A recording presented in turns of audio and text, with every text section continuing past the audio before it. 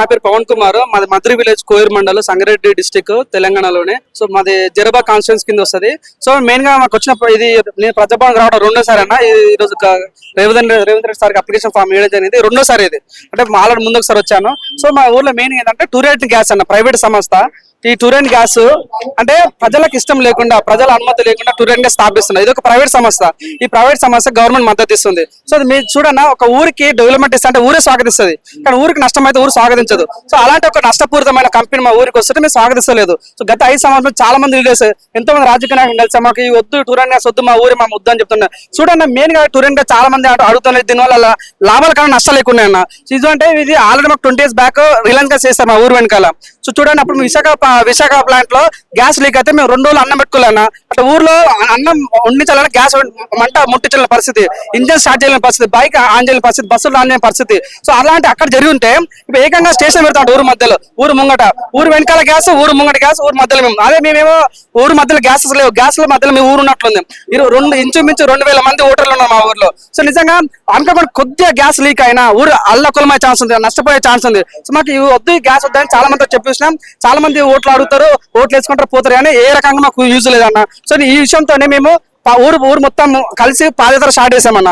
So గత 5 రోజుల నుంచి పాదయాత్ర వేసాము. మద్రి టు ప్రజాభవన్ పాదయాత్ర వేసాము. ఈ పాదయాత్రలో కూడా చాలా మంది హెల్ప్ చేస్తారు. చాలా మందితో కలెక్టర్ ఆఫీస్ తో మాట్లాడాము, రఘునందన్ సార్ తో మాట్లాడాము, మన ఎస్పీతో మాట్లాడాము. సో వాళ్ళందరూ కూడా 100% రఘునందన్ సార్ అయితే 100% పార్లమెంట్ లో మాట్లాడమని చెప్పిండు. కలెక్టర్ కూడా మీ ఊరికి విజిట్ అవుతామని చెప్పారు. తెలంగాణ భవన్కి వెళ్తే 100% మీ ఊరికి అసెంబ్లీ మాట్లాడమని చెప్పారు. కానీ ఇప్పటివరకు ఎటువంటి రెస్పాన్స్ లేదన్న. సో చాలా బాధ కలిగించింది. అంటే ఓట్లు వేసుకున్నంత వరకే వీళ్ళు మాట్లాడతారు తప్ప ఓట్లు వేసుకుని మాట్లాడడం బాధ కలిగింది. దయచేసి ప్రతి ఒక్కరు రెస్పాన్స్ కావాలని కోరుకుంటా. సో నిజంగా మాకు మెయిన్ గా వచ్చే ప్రాబ్లం ఏంటంటే ఈ టూరెంట్ గ్యాస్ మాకు మెయిన్ అంటే టూరెంట్ గ్యాస్ పెట్టడం వల్ల పక్కన ఉండే 20 ఎకరాల భూమి ఉంటా, ఆ భూమి పక్కన మొత్తం చెరుకు పండిస్తారు. ఈ స్టేషన్ పెట్టడం వల్ల అంటే ఏం చేస్తారు అంటే గ్యాస్ ఇంపోర్ట్ చేస్తారు అనమాట. కంపెనీలకు ఎక్స్పోర్ట్ చేస్తారు. అనుకుని కొద్ది లీక్ అయినా ఊరు నాశనం ఛాన్స్, అంటే మంట ముట్టించలేని పరిస్థితి. పక్కన చెరుకు రైతులు ఉంటారు, ఒక 20 ఎకరాల భూమి ఉంటుంది. వాళ్ళకి ఎటువంటి అంటే వాళ్ళకి మంట ఉంటుంది అంతే లైఫ్ లాంగ్. పంటలో పండించు ఒక నిజంగా కన్న రైతే రాజు అంటారు. అలాంటి రాజు కష్టమైతే ఏ రోజు మాట్లాడరు.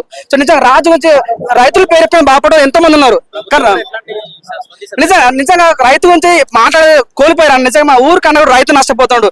చూడన్న ఇక్కడ ఎస్ఐ మన కోరి పిఎస్ ఎస్ఐ నిజంగా ఊరు కోసం చాలా సార్లు తనకు కోయిర్ పిఎస్ మన సంగారెడ్డి డిస్టిక్ కోయిర్ మండలం. సో నిజంగా తనకు చాలా కంప్లీట్ ఇచ్చాము. సార్ మాకు టూరెంట్ గ్యాస్ వద్దు సార్ అంటే సరే అని చెప్పిండు.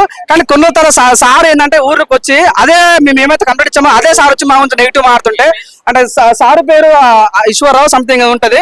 సో ఏంటంటే మెయిన్ గా సార్ వచ్చి ఏమంటే ఎన్కౌంటర్ చేసేస్తాం మిమ్మల్ని, ప్రైవేట్ సంస్థ మీరు ఈ సమస్య మీరు చూడ వికారాబాద్ లక్ష్యాలు ఏదో జరిగిందో అట్లాంటి ఉద్యమాలు అయ్యే ఛాన్స్ ఉంది సార్, వాళ్ళు కాపాడండి సార్ అంటే సార్ వచ్చి మిమ్మల్ని ఎన్కౌంటర్ చేస్తే సార్ స్థాపిస్తాం.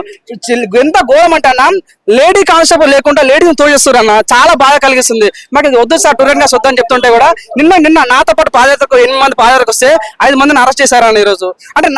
అంటే మేమేమో జాబులు కావాలని పోరాటం చేస్తాం, మేమేమో రాజకీయ సీఎం పదవి కావాలని మేము మద్రి టు ప్రజాభవన్ పాదయాత్ర చేస్తామన్నా. మేమేమో సీఎం పోస్ట్ ఇవ్వమని మేము పాదయాత్ర చేస్తలేదు, మాకు ఎమ్మెల్యే పోస్ట్ మేము పాదయాత్ర చేస్తలేదు, మా ఊరు కాపాడని పాదయాత్ర చేస్తున్నాం మనం. దానికి కూడా దాని అంటే 5 మందిని అరెస్ట్ చేశారు ఈ రోజు. నాకు అంటే దయచేసి అంటే పోలీసు వ్యవస్థ పైన నమ్మకం ఉండేది, ఫ్రెండ్లీ పోలీస్ అని. ఈ రోజు నిజంగా వాళ్ళు మాకు ఫోన్ చేసి బెదిరిస్తున్నారు, మిమ్మల్ని అరెస్ట్ చేస్తాం, మీకు జాబులు రాకుండా ఇస్తాము, మేము కోర్టు చెప్తామంటే మా బాయకాలం. అంటే ఒక్క విషయం ఏంటంటే ఊర్లో పొలం కాడికి బండి తీసుకొస్తామన్నా. పొలం కాడికి వచ్చి నీ బండిని చూసి నీకు చలాన్ లేదు, నీకు హెల్మెట్ లేదు, నీకు డ్రైవింగ్ లైసెన్స్ లేదు, పొలం కాడికి వచ్చి ఊళ్ళో ఎవరైనా హెల్మెట్ పెట్టుకుంటారా అన్న? ఈ 2,000 మంది చిన్న పల్లెటూరు అన్న మాది. ఆ ఊరు కాడికి వచ్చి హెల్మెట్ లేదు, డ్రైవింగ్ లైసెన్స్ అని 1100 చలాన్ ఇస్తారు అన్న. అంతే కేవలం మేము పాదయాత్రకి వచ్చాం కాబట్టి ఊళ్ళో అందరూ ప్రెజర్ పెడతారు, వాళ్ళని ఆపేసారు, పాదయాత్ర వాళ్ళని ఆపేసేయండి అన్నట్టు 1100 చలాన్ వేశారన్న. అక్కడ చూడన్న, ఇది ఎంత ఘోరం అన్న.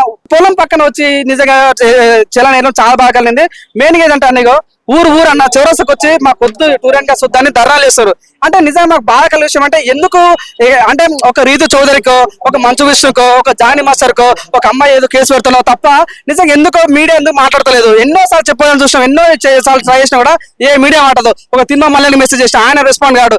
అంటే మాకు చాలా బాగా ఊరు నష్టపోతుంది, మాకేం జాబులు కావాలని పోరాడతలేదు. దయచేసి ఇప్పటికైనా ప్రతి ఒక్కరు పోరాలని కొడుతున్నాం, ఇది చాలా దారుణం. సో మాకు మెయిన్ ప్రాబ్లం టూరెంట్ గ్యాస్ వద్దు, మా ఊరే మా వద్దు. కన్న తల్లిలో ప్రేమించిన ఊరు కన్నీరు పెడుతుంది. దయచేసి కాపాడు. ఒక పక్షి గాయం అయితే 100 పక్షులు చేరుకుంటాయి అన్న. ఒక ఊరు నష్టపోతుంది. ఒక ఊరు అంటే నా ఊరు నాకు లేకపోతే నేను ఎందుకు నా ఊరికి పోకుండా ఎందుకు అనే ఉద్దేశంతో దయచేసి ప్రతి ఒక్కరు రెస్పాండ్ అవ్వాలని అనేది సెకండ్ టైం నాకు రావడము. సో అప్లికేషన్ ఫామ్ తీసుకున్నారు, వస్తామని చెప్పారు. ఇప్పుడు ఎటువంటి మెసేజ్ రాలేదు, ఏం రాలేదు సార్. ఇప్పటికైనా వస్తుందేమో ఉద్దేశంతో నేను ఈ రోజు ఎస్ఐ గురించి మాట్లాడడానికి వచ్చాను.